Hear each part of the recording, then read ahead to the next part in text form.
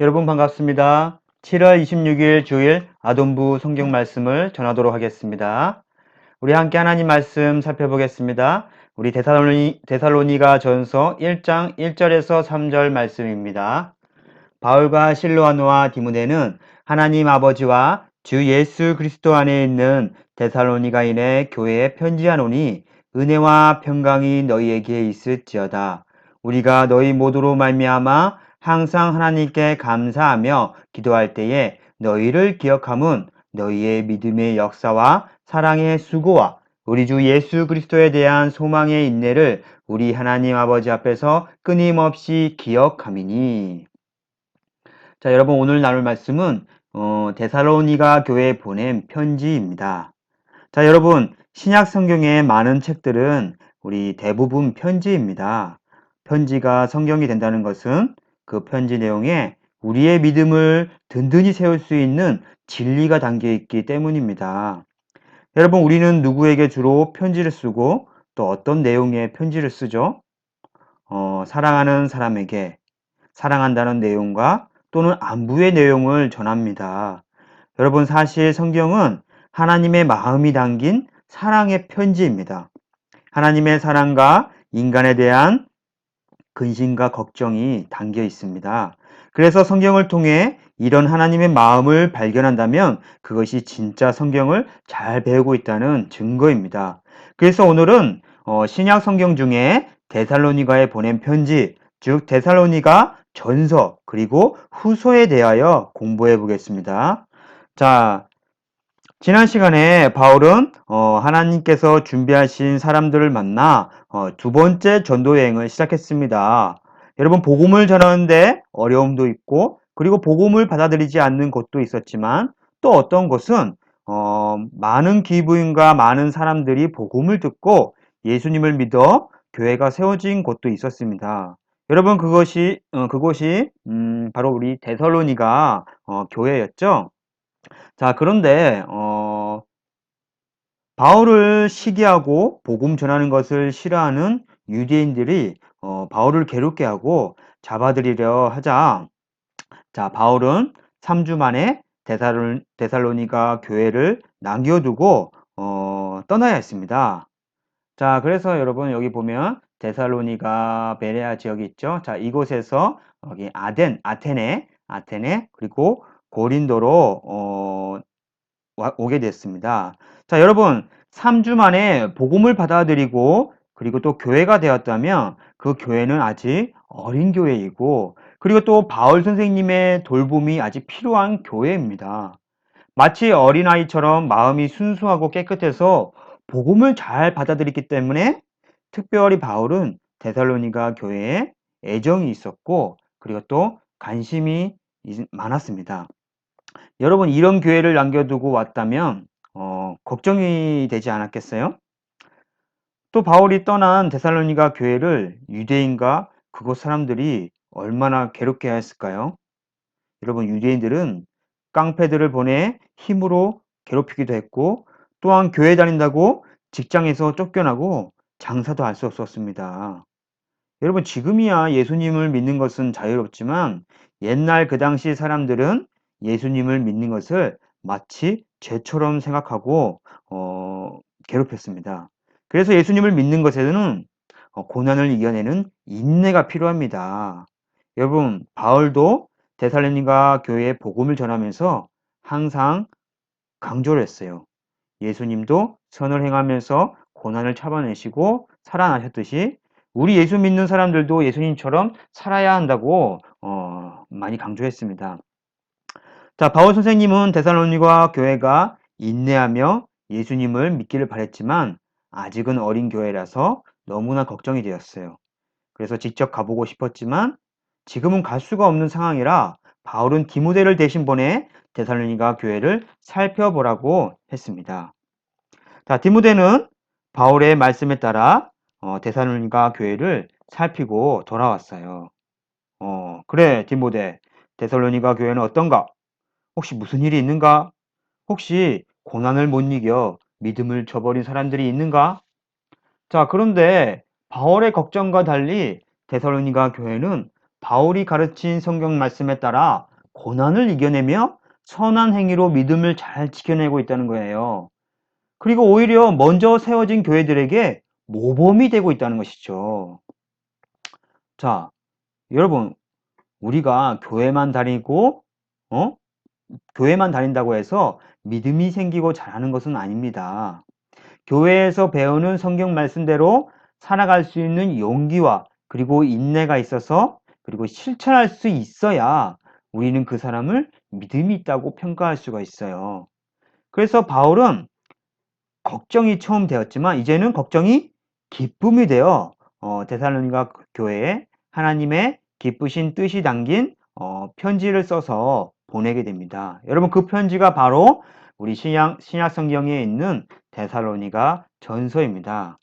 여러분, 편지의 내용은 데살로니가 교회를 칭찬합니다. 그리고 위로하는 내용이 담겨 있어요.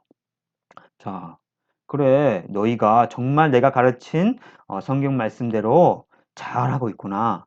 너희의 믿음이 여러 교회들에게 모범이 된다고 하니 나는 너무나 기쁘다. 그러니 앞으로도 계속 말씀대로 인내하며 선을 행하라 라고 말을 합니다. 자, 그리고 또 바울이 이런 이야기를 쓰고 있어요.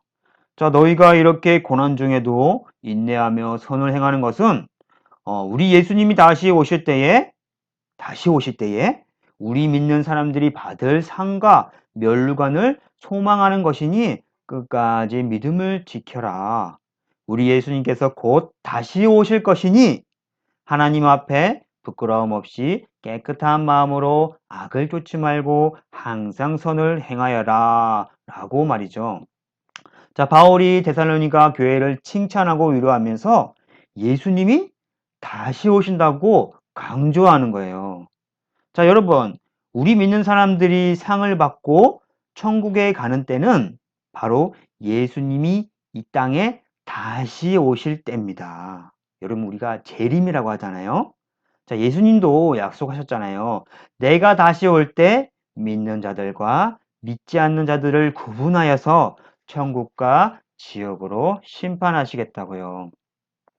자, 여러분, 바울은 데살로니가 교회가 이런 편지를 받으면 더 힘을 내서 믿음을 잘 지킬 거라고 생각하고 기쁜 마음으로 편지를 보냅니다. 자, 그런데 여러분, 데살로니가 교회는 3주 동안 복음을 전하고 교회가 세워진 얼마 안 된 어린 교회라고 했잖아요. 여러분, 열심히 성경을 배웠지만 너무 짧은 시간에 성경을 배워서 아직은 어린 믿음을 가지고 있어요. 여러분, 데살로니가 교회는 바울의 편지를 받고 어떤 반응을 보였을까요? 기쁘게 믿음을 지켜내고 있는 사람들이 있는가 하면 바울의 편지를 오해하고 오히려 근심과 걱정거리가 생긴 사람들도 생겼습니다. 여러분, 도대체 무슨 문제가 생긴 걸까요? 여러분, 바로 예수님이 다시 오신다는데 언제 오는지에 관심들이 모이기 시작했습니다. 자, 바울은 너희가 예수님이 오실 때에 상과 멸관을 받을 것이니 끝까지 선을 행하며 믿음을 지키라고 했던 말인데 어떤 사람들은 그냥 다른 말은 다 빼버리고 예수님이 다시 오신다는 말만 보인다는 거예요. 아니, 예수님이 도대체 언제 오시나? 오늘 오시나? 내일 오시나? 여러분은 예수님이 언제 오시는지 아나요? 저도 모릅니다. 그리고 또 성경에도 언제 몇 시에 온다고 기록이 없어요. 여러분, 하지만 약속대로 반드시 예수님은 오십니다. 단지 언제 오실지 모를 뿐입니다. 자, 예수님도 말씀하셨어요. 내가 언제 올지 너희가 알 필요가 없다. 그러니 너희는 너희의 일을 열심히 해라라고 말씀하셨지 다시 오실 날에 대해서는 관심을 갖지 말라고 하셨습니다. 자, 그런데 데살로니가 어떤 교인들은 당장 예수님이 오실 것을 생각했어요. 자, 이런 사람들은 어떻게 행동했을까요? 여러분, 어떤 사람들은 뭐 예수님이 오신다는데 열심히 일하면 뭐해? 그냥 천국에나 가면 되지 뭐 하면서 게으름을 피우며 이웃에게 덕이 안 되고 오히려 폐를 끼치고 있는 거예요.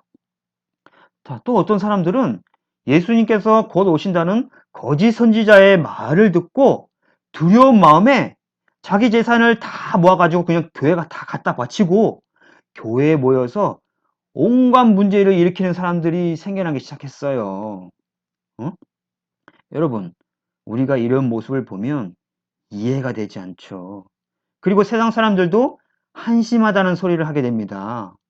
여러분, 교회는 항상 세상에 보일 때에 빛과 소금이 되어야 한다고 했는데 오히려 근심이 되고 한심한 사람들이 되어버렸어요. 자, 그래서 바울은 데살로니가 교회의 잘못된 믿음을 바로잡기 위해서 보낸 편지가 바로 데살로니가 후서입니다.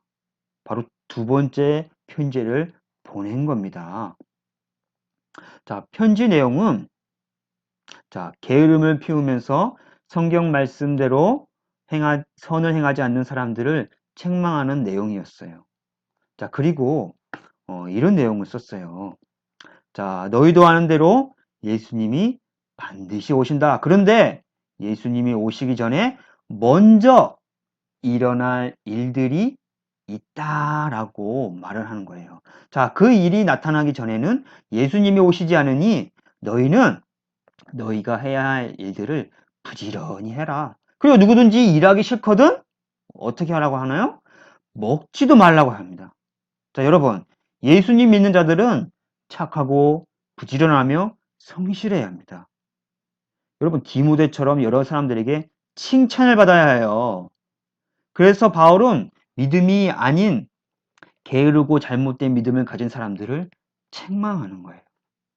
자, 그러면 도대체 예수님이 오시기 전에 무슨 일이 먼저 일어나야 할까요? 자, 여러분, 먼저는 아무도 성경을 믿지 않는 시대가 와야 합니다. 자, 사람들이 얘기할 거예요. 성경은 거짓이다.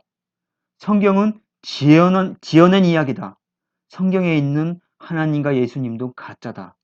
여러분, 이렇게 더 이상 하나님과 예수님을 믿지 않는 시대가 올 겁니다. 자, 하나님께서는 더 이상 시간을 줘봐야 예수님을 믿고 하나님께 돌아오는 사람이 없으니 하나님께서 이 역사를, 우리가 살고 있는 역사를 스톱하고 예수님을 이 땅에 보내시는 거예요. 그게 바로 재림이에요. 자, 그때 예수님은 이 땅에 믿지 않는 사람들을 심판하시기 위해서 오시는 겁니다. 자, 여러분, 예수님이 이 땅에 언제 오실지 궁금합니까?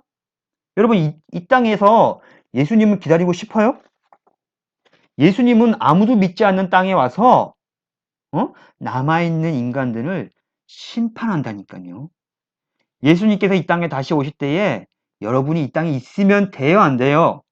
안 되죠. 우리는 예수님이 언제 오시냐 하고 궁금해하거나 신경 쓸 필요가 없다는 말입니다.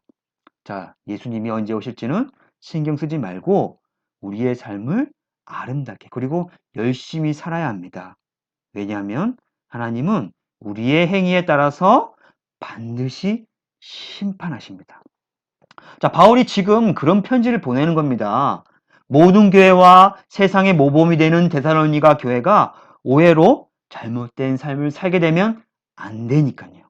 여러분, 우리가 성경을 제대로 배우고 깨달으면 우리의 삶이 아름다워지고 항상 선을 행할 수가 있습니다. 그러나 우리가 성경을 대충 배우고 아는 척만 하면 언젠가는 성경을 오해하고 하나님이 원하지 않는 잘못된 삶을 살 수가 있습니다. 자, 여러분, 예수님은 반드시 오십니다. 자, 그때를 기다리는 우리가 아니라 그때와는 상관없이 우리가 배운 성경 말씀대로 인내하고 항상 선을 행해야 합니다. 그러면 언젠가 예수님을 우리가 만났을 때 이렇게 말씀하시겠죠? 잘했다, 착하고 충성된 종아, 오늘 네가 내 즐거움에 함께 참여할 것이다. 자, 이런 칭찬과 상을 받을 수 있는 여러분들이 되기를 소망하고 기도합니다. 아멘.